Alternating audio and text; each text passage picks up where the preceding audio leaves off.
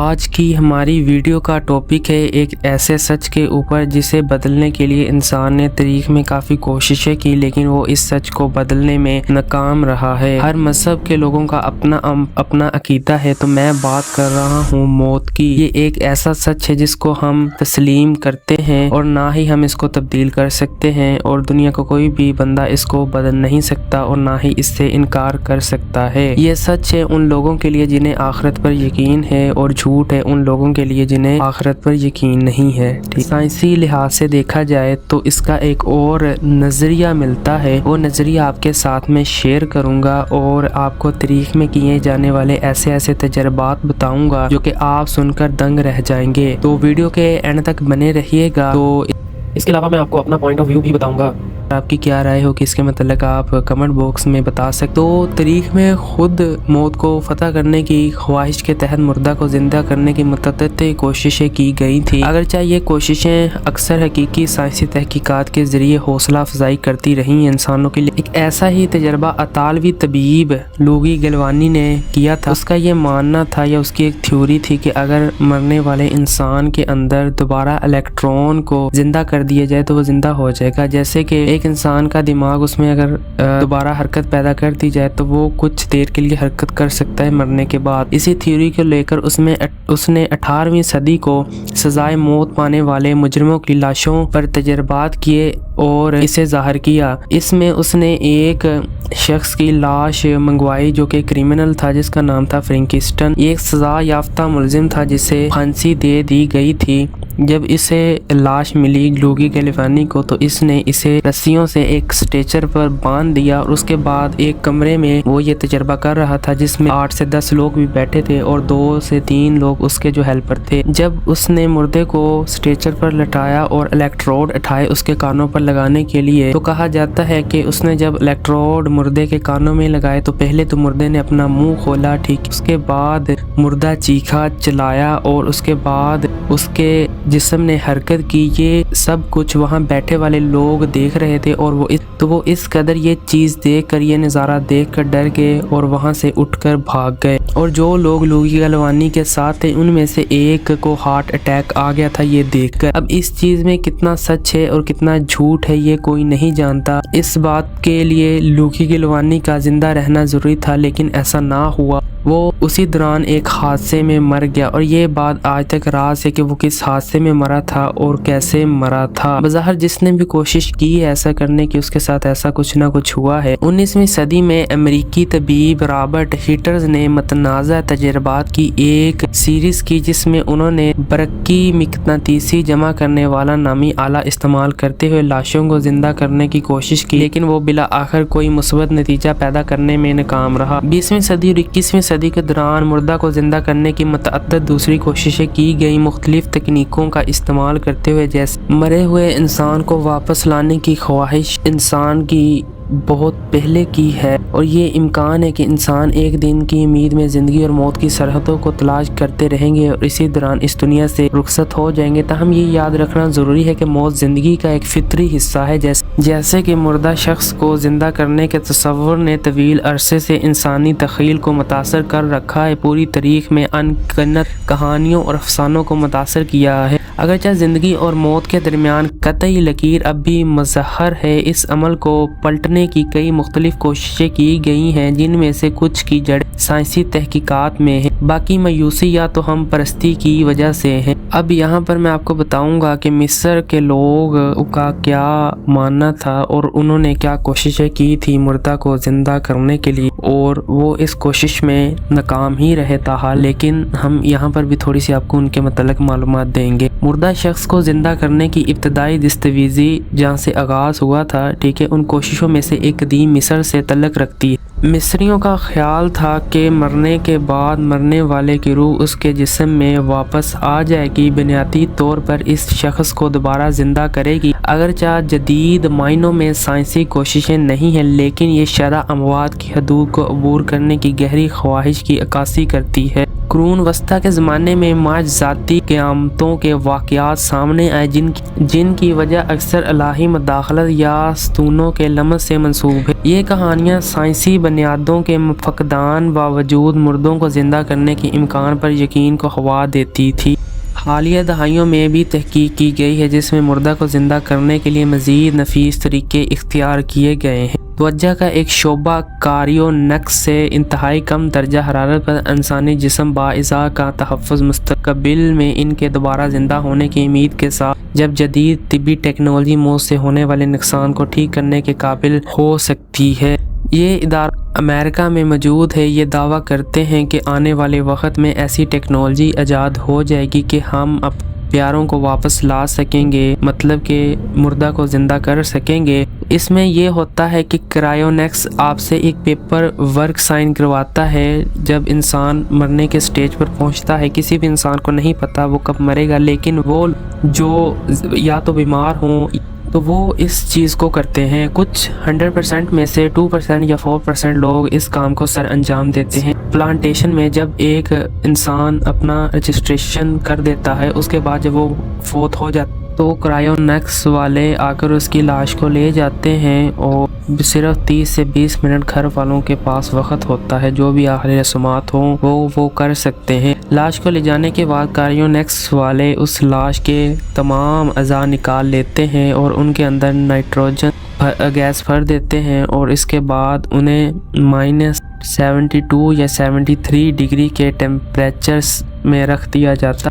لیکن ایسا ہونا یا ایسا ہوگا آنے والے وقت میں یہ تو کوئی نہیں جانتا۔ آپ کی کیا رائے ہے اس کے متعلق کمنٹ باکس میں ضرور بتائیے گا۔ ایک اور سائنسدان جس کا نام ڈیوڈ ریپسن ہے، اس کا یہ کہنا ہے کہ ایک بنیادی طریقہ کار ہے جس میں مریض کے خون کو ٹھنڈے نمکین پانی سے تبدیل کر کے ایک مرے ہوئے انسان کو زندہ کیا جا سکتا ہے۔ لیکن ان کا تعلق یونیورسٹی آف میری لینڈ کالج پارک میو سیمیول ریہی ٹریشمن کے ساتھ ہے۔ انہوں نے دکھایا کہ لاشوں کو ایک وقت میں گھنٹوں معطل اینیمیشن میں رکھنا ممکن ہے۔ یہ طریقہ کار جس کے اب تک جانوروں پر تجربے کیے گئے ہیں نہ کہ انسانوں پر، اتنا ہی بنیاد پرست ہے جتنا کہ کسی بھی طبی طریقہ کار میں آتا ہے جس میں اس کے خون کو جسم سے زیادہ ٹھنڈا کرنا شامل ہے۔ وہ اپنی تحقیق میں یہ کہتے ہیں کہ جب ایک بار چوٹ لگتی ہے تو خون ایک بار پھر رگوں کے ذریعے پمپ ہوتا ہے اور جسم کو آہستہ آہستہ گرمی فراہم کرتا ہے۔ جیسے جیسے خون پمپ ہوتا ہے جسم فوراً گلابی ہو جاتا ہے، جسے ری کہتے ہیں۔ ایک خاص درجہ حرارت پر دل اپنی مرضی سے زندگی میں چمکتا ہے۔ یہ کافی دلچسپ ہوتا ہے۔ اس تحقیق کو لے کر انہوں نے جانوروں پر تجربہ کیا تھا۔ اپنے تجربات میں جانور پیدار ہونے کے بعد بہت کم برے اثرات دکھاتے ہیں۔ وہ تھوڑی دیر کے لیے بدمزاج ہوتے ہیں لیکن اگلے دن معمول پر آ جاتے ہیں۔ ٹیشرمین نے اس سال کے شروع میں دنیا بھر میں یہ سرخیاں پھیلائیں جس میں اس نے اعلان کیا کہ وہ پیٹس برگ پینسلوینیا میں بندوق کی گولی سے متاثر افراد پر اس کی تکنیک کے انسانی تجربات شروع کرنے کے لیے تیار ہے۔ پہلے مریض اتنے بری طرح زخمی ہوئے ہوں گے، ان کے دل دھڑکنا بند ہو گئے ہوں گے، یعنی یہ ان کی آخری امید ہوگی جن پر وہ متعطل اینیمیشن کے ساتھ موت کو دھوکہ دینے کے تجربات کرے گا۔ یہ کچھ ایسے سائنسی تجربات تھے جو میں نے آپ کو بتائے۔ مزید بھی آپ کے ساتھ میں کچھ تجربات شیئر کروں گا۔ میں آپ کو یہ بتانا چاہوں گا کہ سائنس اس بات پر یقین نہیں رکھتی کہ انسان کی روح یا آتما یا سول یا اسپرٹ نام کی کوئی چیز ہوتی ہے، لیکن بہت زیادہ رپورٹس یہ بات کا دعویٰ کرتی ہیں کہ انسان کے اندر ایک سول موجود ہوتی ہے۔ یہاں تک کہ جو پیرانارمل ایکٹیویٹیز دنیا میں منسوب ہوتی ہیں، اس کو آئنسٹائن نے کچھ یوں بیان کیا تھا کہ انسان کے مرنے کے بعد اس کی روح، دیکھیں اس دنیا میں جو بھی چیز ہے اس کی ایک ارجا ہے۔ آپ کو ایک ایگزامپل کے ساتھ سمجھاتا ہوں۔ یہ ایک فزکس کا لا ہے۔ اس میں یہ ہوتا ہے کہ اگر آپ ایک باکس میں ایک ایپل کو رکھیں اور اس کو ہزاروں سالوں تک رکھیں تو وہ ایپل پہلے تو 10 سال کے اندر گلنا سڑنا شروع ہو جائے گا، خراب ہو جائے گا، لیکن شرط یہ ہے کہ باکس کو آپ نہ کھولیں، وہ گل سڑ جائے گا ایپل۔ اس کے بعد اس کے جو ارجا ہوگی وہی ارجا دوبارہ ایپل کی شکل لینا اختیار کر لے گی۔ مینس کہ ہر چیز دنیا میں جو بھی موجود ہے اس کی ارجا ہوتی ہے۔ تو ہم اس بات سے نہیں भाग सकते कि हमारी रूह ना हो, हमारी ऊर्जा ना हो। इनमें कुछ तजर्बात हैं जो कि मैं आपके साथ शेयर करूंगा। EVP ये एक इलेक्ट्रॉनिक वॉइस फिनोमिना होता है। तो इस पर एक पुरअसरार वाकया है जिसमें रेडियो स्टेशन के शोर और दीगर इलेक्ट्रॉनिक मीडिया में रिकॉर्डिंग टेप पर किसी नामालूम जरिए से इंसानी आवाज की आवाजें सुनाई देती हैं। अक्सर EVPs को ऑडियो टेप पर पकड़ा गया है। रिकॉर्डिंग के वक्त पुरअसरार आवाजें सुनाई नहीं देती, बल्कि सिर्फ इस वक्त ये होता है जब टेप वापस चलाई जाती है।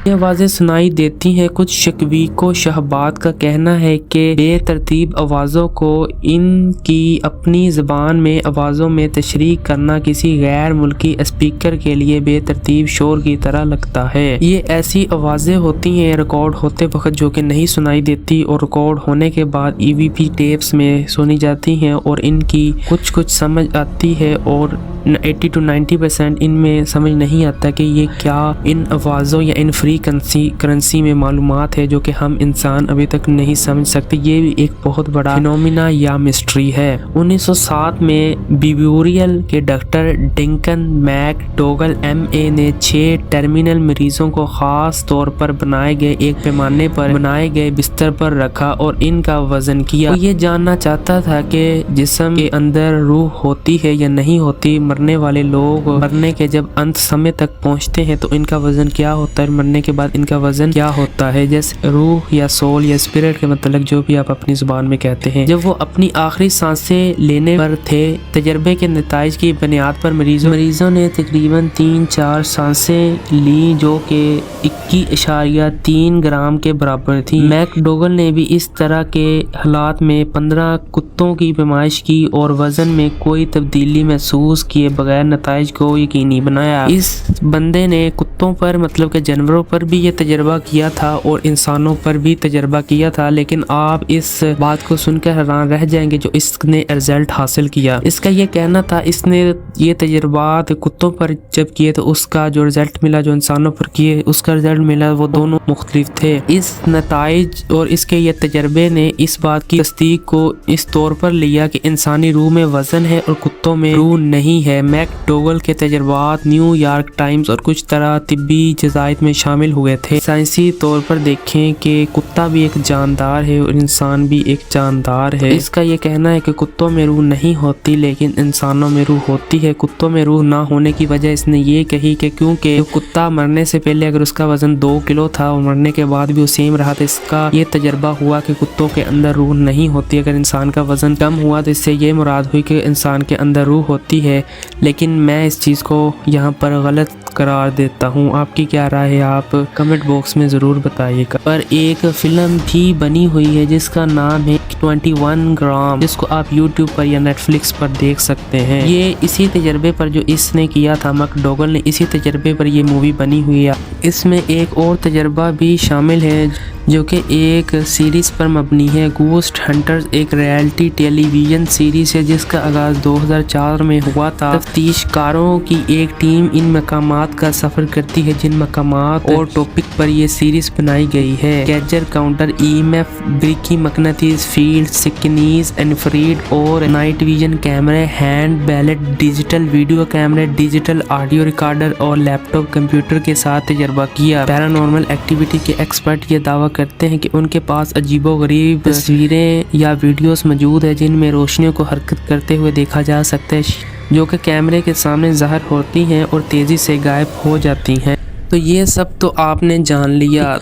तो अब ये भी मैं आपको यहाँ पर बता देता हूँ कि आफ्टर लाइफ एक्सपेरिमेंट्स क्या होते हैं। वैसे तो कोई नहीं जानता कि मरने के बाद क्या होगा, हर मज़हब के लोगों का अपना अपना अकीदा है और यहाँ पर साइंसी तौर पर भी कुछ तजर्बात शामिल हो जो कि मैं आपके साथ शेयर करना चाहूँगा। एरिज़ोना यूनिवर्सिटी में साइकोलॉजी के प्रोफेसर गैरी शेवार्ट्ज़ ने 2002 میں ایک کتاب لکھی جس کا نام دا آفٹر لائف ایکسپیریمنٹس تھا۔ تجربات میں اس نے میڈم اور سیٹرز، کوئی ایسا شخص جس کے اب مردہ لوگوں کے ساتھ بہت گہرے تعلقات تھے، ان کا استعمال کیا تاکہ یہ تحقیق کی جا سکے کہ موت کے بعد کی زندگی ہے یا نہیں۔ میڈیم مستقل طور بیٹھنے والوں سے رخصت ہونے والے دوستوں اور رشتہ داروں کے بارے میں مخصوص حقائق اور ناموں کے ساتھ سامنے آئے جنہوں نے شک کرنے والے دھوکہ دہی، سرد مطالعہ یا خوش قسمتی کے اندازوں کے طور پر بیان کرنے سے متاثر کیا۔ پہلے نشست کرنے والے کے نتائج سے پتہ چلتا ہے کہ میڈیم 77% سے لے کر 95% تک درست تھے۔ اوسط ہارٹ ریٹ 83% تھا۔ دوسرے سیٹر کا ہارٹ ریٹ پہلے سیٹر کی طرح تھا۔ خوش قسمتی کے اندروازوں کے مسترد کرنے کے لیے اس نے ایریزونا یونیورسٹی سے 68 طالبہ کا ایک کنٹرول گروپ تشکیل دیا۔ کنٹرول گروپ ہارٹ ریٹ صرف 36% تھی۔ اگر آپ سائنس کے متعلق نالج رکھتے ہیں تو آپ کو یہ ایکسپیریمنٹ سمجھ آ گیا ہوگا۔ یہاں پر میں آپ کو ایک ایسے اور سائنٹسٹ کا تجربہ بتاؤں گا جس کے بارے میں آپ نے کی کیمسٹری یا 10th کی کیمسٹری میں بھی پڑھا ہوگا۔ تو ان کا نام ہے سر ولیم کروک، ایک انگریز کیمسٹ اور ماہر طبیعیات۔ انہوں نے لندن کے رائل کالج آف کیمسٹری میں تعلیم حاصل کی تھی۔ کروک کی کامیابیوں میں سے ایک کروکس ٹیوب تھی جو کیتھوڈ شعاؤں، ایکس رے اور الیکٹران کی دریافت کا باعث بنی۔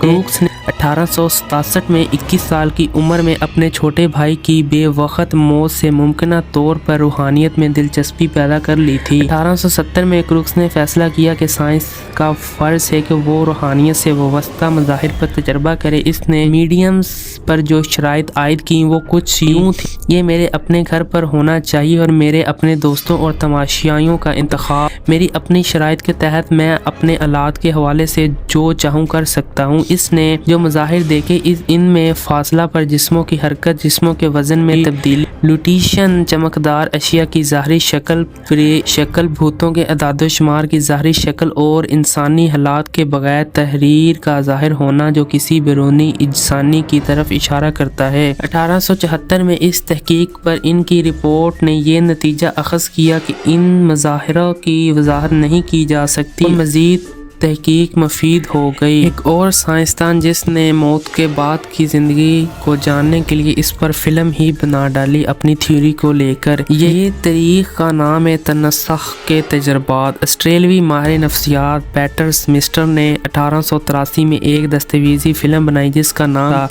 دا ریئنسریکشن ایکسپیریمنٹس۔ تجربات کے دوران اسے پچھلی زندگیوں کے بہت قائل ثبوت ملے۔ فلم میں شامل افراد میں سے ایک نے انقلاب فرانس کے دوران کی زندگی کو یاد کیا جب وہ ٹرانس میں تو وہ بغیر کسی لہجے کے فرانسی میں بولتی تھی، فرانسی میں اسے پوچھے گئے سوالات کو سمجھتی تھی اور جواب دیتی تھی، اور گلیوں ناموں کو جانتی تھی جو تبدیل ہو چکی تھی اور صرف پرانے نقشوں پر ہی قابل دریافت تھی۔ کچھ اس طرح کی اس مووی کی کہانی تھی جو کہ آپ نیٹ فلکس وغیرہ پر دیکھ سکتے ہیں۔ اس میں پورا تجربہ کیا گیا تھا انسان کی زندگی کے بعد کیا ہوتا ہے یا مرنے کے بعد، ایک تھیوری کے طور پر۔ تو جی ناظرین، یہ وہ تھیوریز، وہ تجربات سائنسدانوں نے کی تھی تاریخ میں، اور وہ اس تھیوریز میں ناکام رہے، اپنی کوششوں تک نہیں پہنچ سکے۔ اور میں نے آپ کو یہ بھی بتایا کہ ایسا ایک ادارہ بھی موجود ہے جو کہ دعویٰ کرتا ہے کہ آنے والے وقت میں موت کا علاج دریافت ہو جائے۔ اور میں نے آپ کو یہ بھی بتایا کہ پیرانارمل ایکٹیویٹی